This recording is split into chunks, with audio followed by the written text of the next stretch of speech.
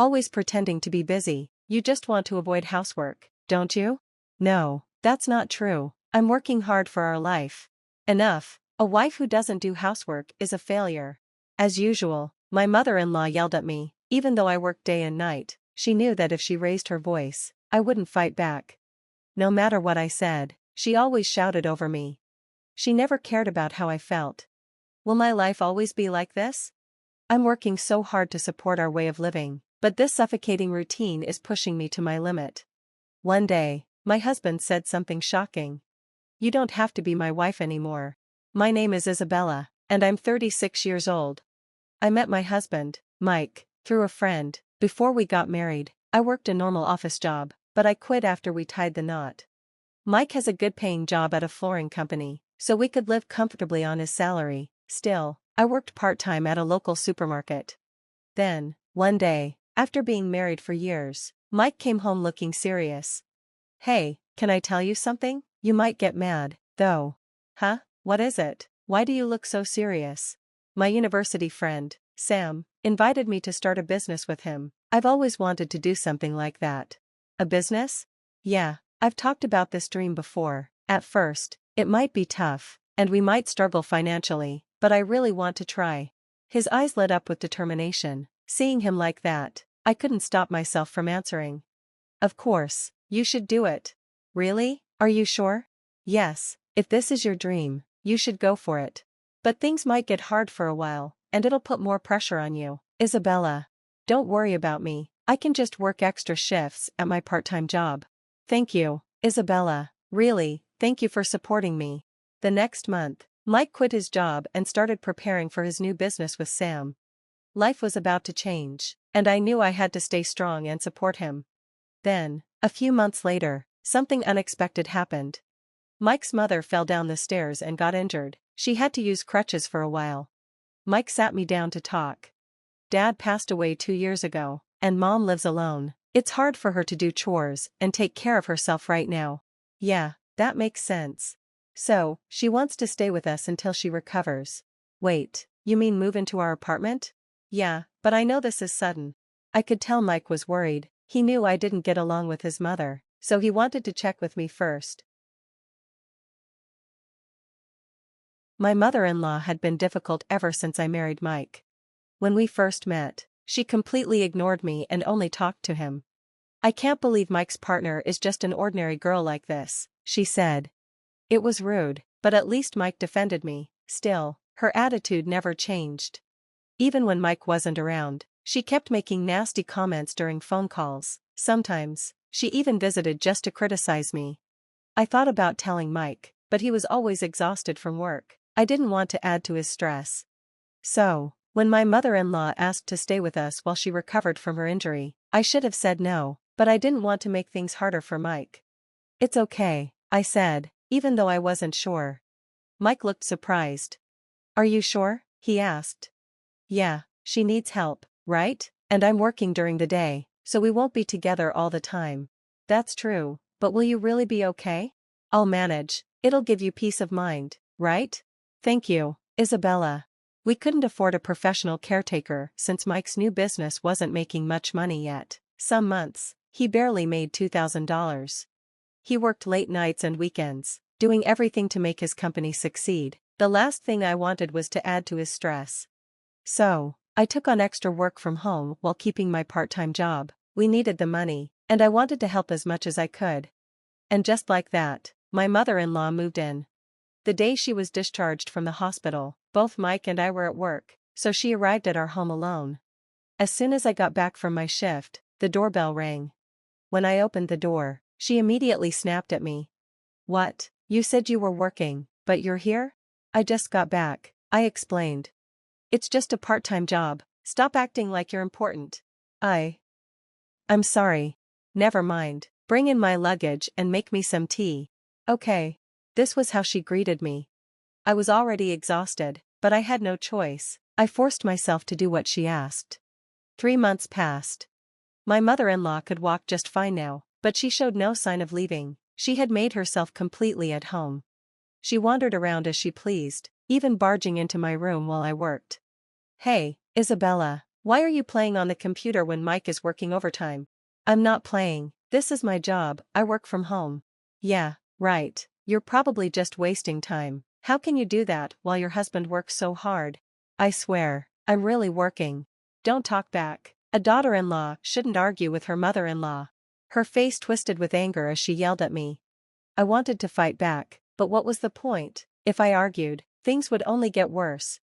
That night, when Mike came home, he looked at me carefully. Isabella, did something happen? Huh? Why do you ask? You look exhausted. I'm sorry, is this because of me? No, it's just everything piling up. It's my mom, isn't it? It's not just that, but yeah, it's been tough. It's time for her to go back home. I'll talk to her, just hang in there a little longer. Okay. Thank you. The next morning, I woke up to find breakfast already made and the laundry done.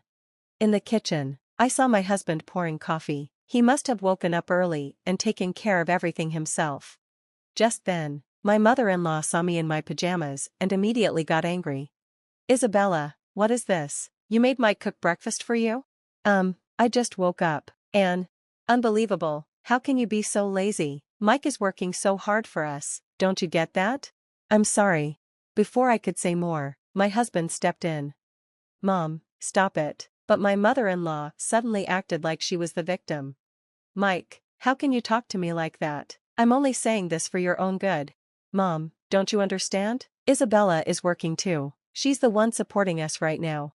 Supporting? She's just working a part-time job. You, on the other hand, started your own business. That's much more impressive. My business isn't doing well yet. We're only managing because Isabella is working so hard. It's okay, Mike. I know what's best for you. Just focus on your work. Mom. No matter how much my husband tried to explain, she refused to listen. She never acknowledged my efforts or even understood how much Mike was struggling. Even after all this, she still refused to leave our home. Every time we asked her to go back, she cried and threw tantrums. Isabella treats me like a burden. I never wanted Mike to marry someone like her. She brainwashed my son. Give me back my son. At first, she only bullied me when Mike wasn't around, but lately, she yelled at me even when he was there. No matter what I said, it only made things worse. Mike always tried to step in, but she never changed. One evening, I was working in my room, waiting for my husband to return. Suddenly, I heard loud footsteps, and my mother-in-law stormed in. How long are you going to sit here playing around? I'm not playing, I'm working. Stop making excuses. I won't forgive you for this. She started shouting again, throwing one cruel remark after another. You pretend to be busy just to avoid housework. That's not true. I'm working to support us. Shut up. A wife who doesn't do housework is a failure. But I do both. What's wrong with that? Don't lie. If you find this life so hard, then just leave. You were never fit to be my daughter-in-law. Something inside me snapped.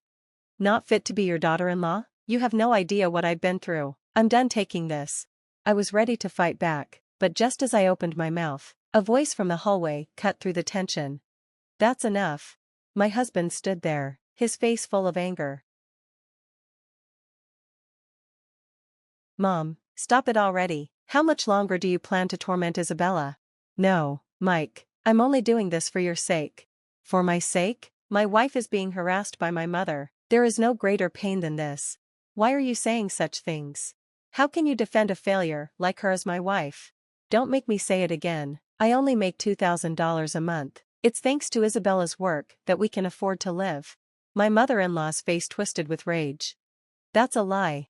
As the argument seemed to go nowhere, my husband suddenly turned to me with a soft smile. Isabella, I'm really sorry. You don't have to be my wife anymore.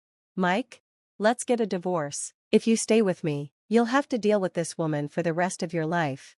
He was smiling, but his eyes were full of pain. Behind him, his mother smirked in triumph. Seeing that, I knew I couldn't back down. I'm not getting a divorce. Both of them looked at me in surprise.